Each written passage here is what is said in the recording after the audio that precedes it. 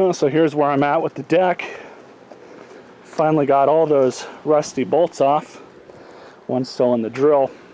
Removed the 3 blades from spindles, and they are a little worse for wear. I could probably use these for a season after I sharpen them, of course, but I'm going to go ahead and look up how much it costs for a new set. And if it's too much money, then I'll just go ahead and reuse these and kind of clean them up a bit. Best I can anyways. And just put that on the back burner to replace them. But I've got to see how much they cost first to replace. The underside of the deck, other than having a bunch of rust all over it, it's all surface rust, the best I can tell. There are a couple areas, like over here, where it's gone a little into the deck, farther than I would like, but for the most part it's in decent enough shape. But I'm not really too concerned about the rust. The spindles are all good, they all still turn, so hopefully throw a new set of blades on it, and being that the belt is still good, we should have a nice working deck after this. I am going to go ahead and lube up what I can too. And then, you guys might have seen this on the ground, but I pulled these off the undersides of the blade hubs. This nylon rope crap that everybody likes to use for everything. And unfortunately, people like to run that stuff over with their mowers and it just tangles it up. You know, people think it cuts it up and expels it, but it doesn't, of course. So I did do some shopping around, and unfortunately there wasn't enough of a price difference for me to justify buying them online and just waiting. Not that it really matters a whole lot, but the ones that I was able to find cheaper were about $15 cheaper for the set, and they were made by Stens. Now I would have bought those because it was free prime shipping with Amazon, but from all the reviews I was reading on them, they seem to dull very quickly. And these John Deere blades apparently don't dull quite as fast as the off-brand ones. So I just went ahead and bought these. New blades are all installed now. So now I got to seal up the gas tank on the tractor, and hopefully we can reinstall the deck. Well, so as you guys can see, my riding lawnmower has got a fuel leak. Just saw it drip right now. And it's coming out, it appears to be coming out of the bottom somewhere, maybe on the inside where these lips are that go around it. I tried sealing it up earlier, but it wasn't the correct spot. I don't know if you guys can even see it, but right there I tried to seal it up with some of the stuff that I'm going to use now. And in order to get to where the leak even is, I've got to pull this back part of the tractor up and pull the tank out.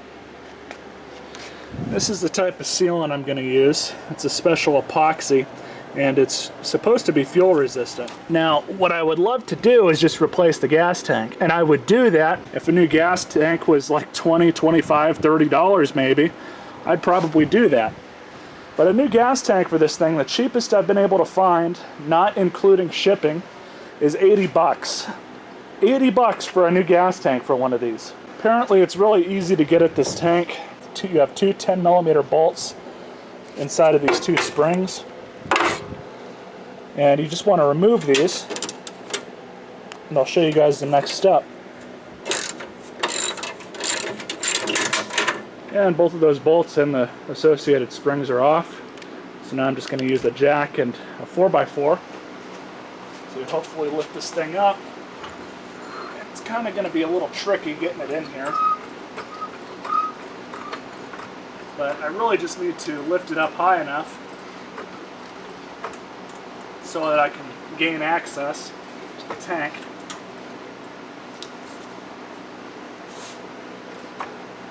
Well, so I have another idea. Instead of trying to reinvent the wheel and seeing if I can salvage this tank, because there's more than one leak it appears to be, and I don't even know where it's leaking from exactly. But from everything I've been reading online, these tanks are extremely problematic with these seals coming undone. In fact, that new tank I was talking about earlier is just one piece of molded plastic instead of two halves that are glued together. Apparently, It's a very common issue with these, with the glue coming up and, you know, disbonding and whatnot, and causing leaks.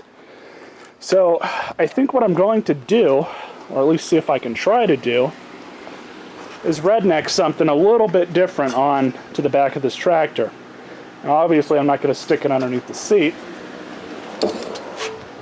but seeing as how I am going to keep this tractor for myself to use out here, I'm not really too worried about fixing it properly. Now, in order for this to work, this is a gravity-fed tank, and I don't know if that's going to be good or bad for this thing. I don't think it's going to matter too much, but fuel line's coming out right there.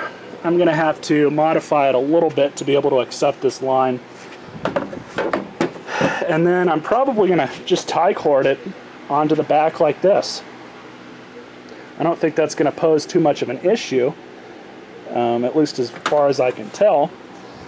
But this was off of that old Toro Rider that I had, and I ended up keeping the gas tank for whatever reason. I think I was going to try and sell this, but I just never got around to selling it. I'm going to go ahead and tie this thing onto here and just kind of mount it in place, and we'll see if we can get that to work. I'm thinking we'll be able to. Well, so I did it. The next best option, other than spending a ton of money on a new tank, was this. Completely rednecked the install on this thing, but it's functional. 100% functional. I even used a vacuum cleaner cord that was a little too short for a vacuum cleaner to just tie the tank there. But went on just fine. This tank has this lip right here, and it just fits on there perfectly onto the back of the mower, as long as it's tied there, of course. And I just have spliced in a new piece of fuel line, put a connector here, and clamped them together. It pulls fuel just fine. So I put, I don't know, about a gallon of gas in there. I need to throw some stabilizer in there as well, but I'm definitely happy with the results on that. I'll do a start of it at the end of this video. Right now I'm trying to get the deck back on, which is kind of frustrating, but surprisingly this deck isn't nearly as annoying and aggravating as it is to get the one back onto the Craftsman. So I'll update you guys when I hopefully have the deck back on, and we'll finish up this video. So now the deck is back on. Let's go ahead and start it up and see if the blades will spin for us.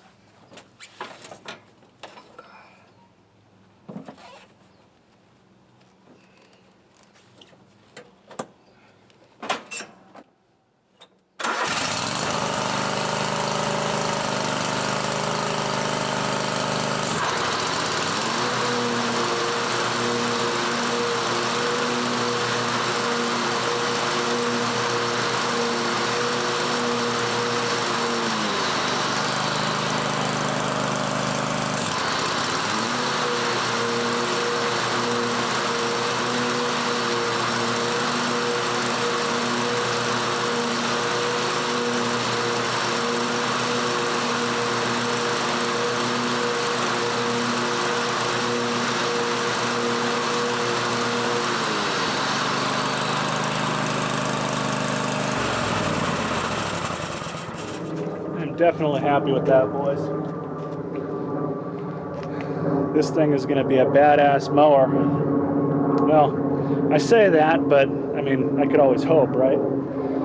So all I've got to do now is give it one final rinse off and then bring it into the shop and let it sit there. Before I forget, so I don't know when the next time is I'm actually going to use this thing, I'm going to go ahead and throw some fuel stabilizer into the tank.